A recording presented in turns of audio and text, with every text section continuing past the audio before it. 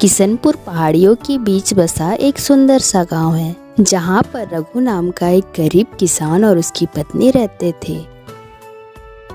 वे अपने खेत से बहुत परेशान हैं, जहां बहुत मेहनत करने के बाद भी उनकी फसल हमेशा खराब हो जाती है। ना जाने कब हमारी परेशानी दूर होगी और हमारे खेत में अच्छी फसल होगी। वह सुबह सुबह अपने खेत को देखने के लिए निकल जाता है।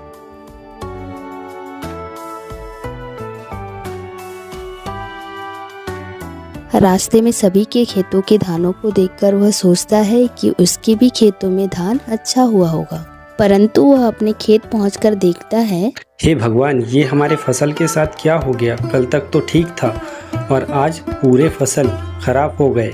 इस प्रकार हमारा जीवन कैसे चलेगा?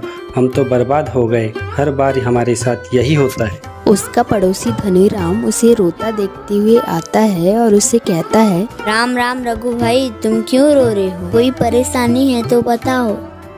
अरे धनीराम भाई, मैं क्या बताऊं, हर साल की तरह इस साल भी देख रहे हो ना, मेरा फसल पूरी तरह से खराब हो गया। इस प्रकार हम लोग भूखे मर जाएंगे। इसका एक उपाय है, तुम अपना ये बेकार खेत मुझे बेच दो, इसके बदले मैं तुम्हें अच्छे पैसे दूंगा। नहीं भाई नहीं, यह खेत मैं तुम्हें नहीं बेच सकता। यह मेरे पूर्वजों का खेत है। रघु अपनी पुश्तैनी खेती को कभी नहीं बेचना चाहता है। अब वह वापस घर आ जाता है।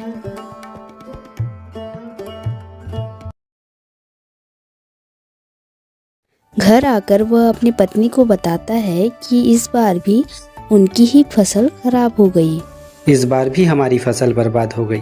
समझ नहीं आता, इतने अच्छे से खेती करने के बाद भी, सही समय पर खाद देने के बाद भी हमारा फसल बर्बाद क्यों हो जाता है? लगता है भगवान हमसे किसी जन्म का बदला ले रहे हैं, भूखे मारना चाहते हैं। अब आप भी जानते हो, भगवान की कृपा हम पर नहीं है। सबकी फसल अच्छी होती है और हमारी खराब। एक बार साहूकार से उधार लेके फिर से खेती करके देखते हैं। बात तो तुम सही कह रही हो। इस बार साहूकार से पैसे लेकर ही खेती करना पड़ेगा। अभी बचा खुचा जो भी है उसे खाकर सो जाते हैं। कल सुबह होते ही मैं साहूकार के पास जाऊंगा। अब शाम हो चुकी थी, दोनों खाना खाकर सो जाते हैं।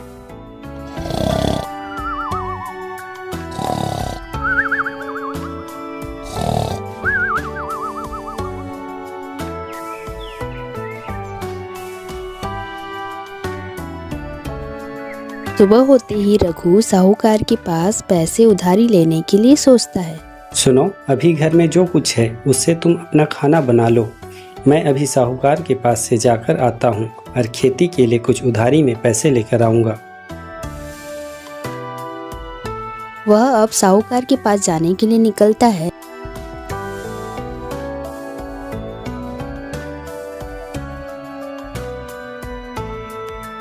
और 2 किलोमीटर चलकर वह धनपुर गांव के साहूकार के पास पहुंच जाता है।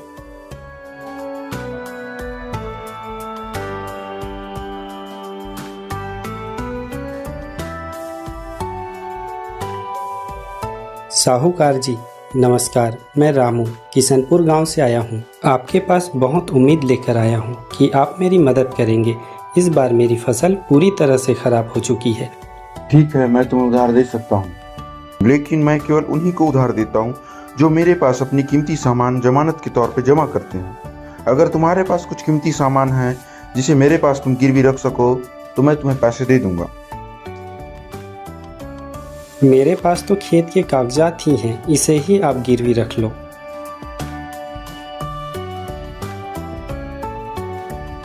रघु साहूकार के पास अपने खेत के कागजात को जमा करके 2000 रुपए लेकर वापस आ जाता है। रघु घर पहुंचकर अपनी पत्नी से कहता है, सुनो, साहूकार से मुझे 2000 रुपये उधारी मिले हैं। अब इससे हम बहुत अच्छे से खेती करके बहुत मेहनत करेंगे ताकि साहूकार का पैसा वापस लौटा पाएं।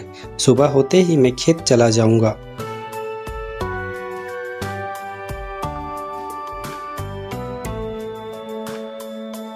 अब शाम हो चुकी थी। दिन का बचा खाना खाकर वे दोनों सो जाते हैं।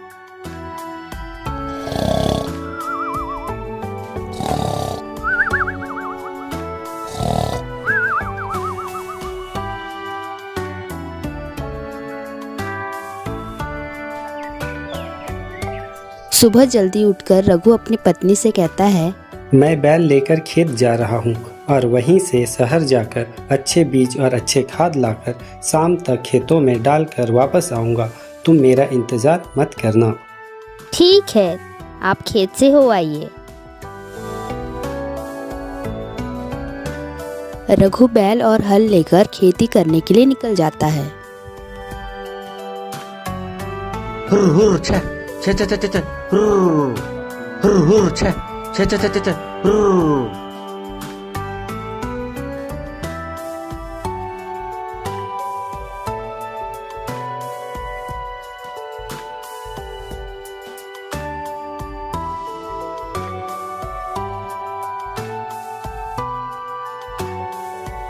उधारी पैसों से वह खेत के लिए अच्छे से बीज और खाद खरीदता है और अब वह बीजों को खेतों में डालने लगता है।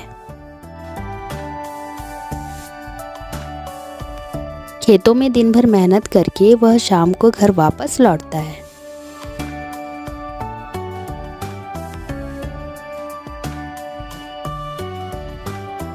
रघु दिन भर खेतों में काम करके थक जाता है। वे जल्दी खाना खाकर सो जाते हैं।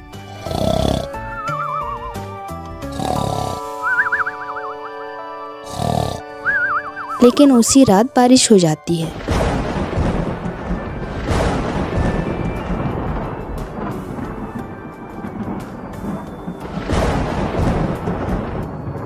तीन दिन लगातार बारिश होने के बाद जब बारिश छूट जाती है तो सुबह होते ही रघु अपनी फसल की फिक्र करते हुए खेत को देखने के लिए निकल जाता है।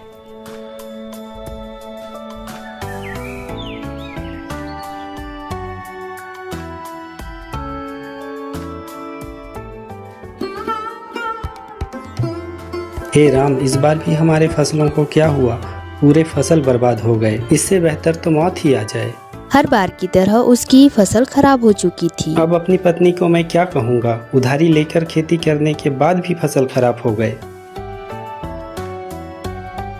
वह रोते रोते घर आता है और अपनी पत्नी को सारी बात बताता है। तुमको मैं क्या बताऊं, इस बार भी हमारी ही फसल खराब हो गई। सबकी फसल अच्छी है। अब हमारे पास खाने के लिए भी अनाज नहीं है और ऊपर से साहूकार का ब्याज हम कहाँ से दे पाएंगे? पैसे भी नहीं हैं। भूखे पेट मरने के बजाय चलो हम दोनों अपना जीवन त्याग देते हैं। रघु और उसकी पत्नी परेशानियों से हारकर पास के कुएं में अपनी जान देने के लिए सोचते हैं। चलो इस कुएं में कूदकर अपनी सारी परेशानियां खत्म कर देते हैं। कुएं से एक रोशनी निकलती है और वह रोशनी एक साधु बाबा में बदल जाती है। साधु उनसे कहता है, रघु, तुम दोनों बहुत परिश्रमी और मेहनती हो, लेकिन धैर्य नहीं रहा। हमें किसी परिस्थिति, परेशानियों या मुश्किलों से डरकर प्राण त्यागने के बारे में नहीं सोचना चाहिए। हमेशा कर्म की प्रधानता रखो। जीवन है, परिस्थितियाँ खराब होगी, परेशानियाँ भी आएंगी, परंतु परिस्थितियाँ और परेशानियाँ तो एक दिन चली जाएंगी, लेकिन जीवन दोबारा नहीं मिलेगा। वापस जाओ, सब ठीक होगा। साधु की बातों से प्रभावित होकर वे एक बार फिर खेती करने की हिम्मत जुटाकर वापस आ जाते हैं। सुनो, तुम पड़ोसियों से चावल लेकर खाना बना के रखना। मैं खेत से जाकर आता हूँ, देखता हूँ क्या होता है। हुर हुर छे छे छे छे छे, हुर।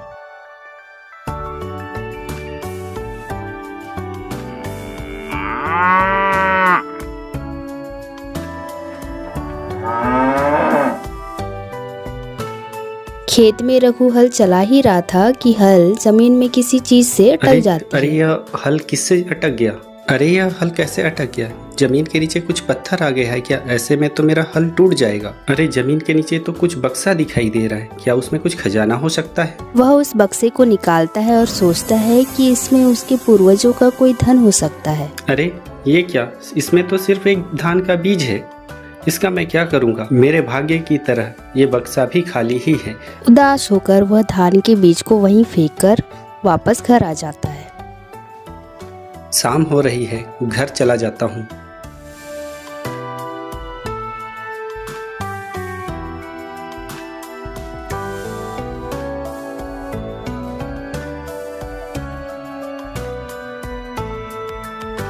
वो और उसकी पत्नी भूखे पेट पानी पीकर सो जाते हैं।